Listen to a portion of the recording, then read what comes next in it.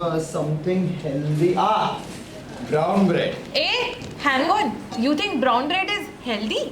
What is healthy? You think the bread is healthy just because it's brown? Yeah, everything that's brown is healthy.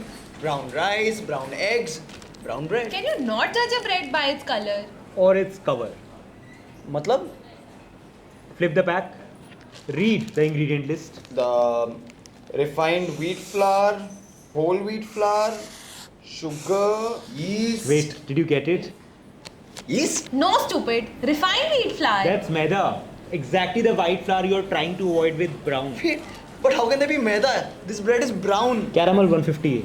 It's an artificial brown color. Makes white bread look brown and healthy. I've actually heard about that current tip. That's why I only use atta bread. Wait, but what's the difference between atta and maida? You all are saying maida is so bad, but why? See, wheat grain has three parts: bran, germ, and endosperm. Bran has fiber, germ has nutrients, and endosperm is mostly starch, right? And so you get maida when you remove the outer two layers. So almost 1/4 of the protein and 2/3 of the nutrients gone. That's why maida causes those blood sugar spikes, right? Exactly. So whole wheat retains the fiber, which slows down the digestion, which means that glucose enters your bloodstream gradually, keeps you fuller for longer, and gives you steady energy.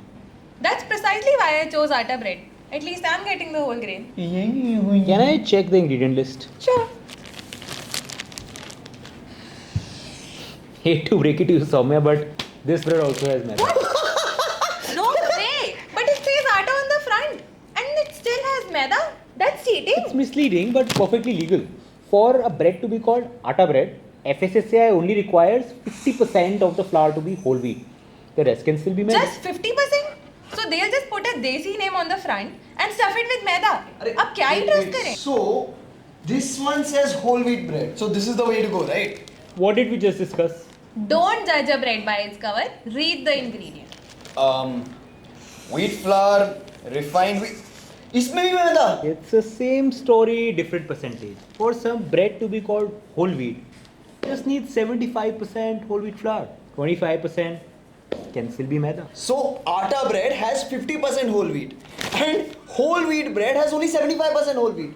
Is there anything with 100% whole wheat in it? There is something called as 100% whole wheat, but But what?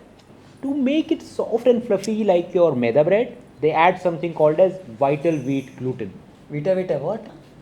Vital wheat gluten, which is basically not maida, but it's the most functional part of maida, which gives that soft and stretchy feeling that you get with white bread. Yeah, this is way too confusing, man. I know, and it is confusing on purpose. But I'm definitely sure there must be some good breads out there, right? Is there an easier way to find them? Yeah, just calculate the carb to fiber ratio. Oh, so अभी bread के लिए maths भी करना पड़ेगा.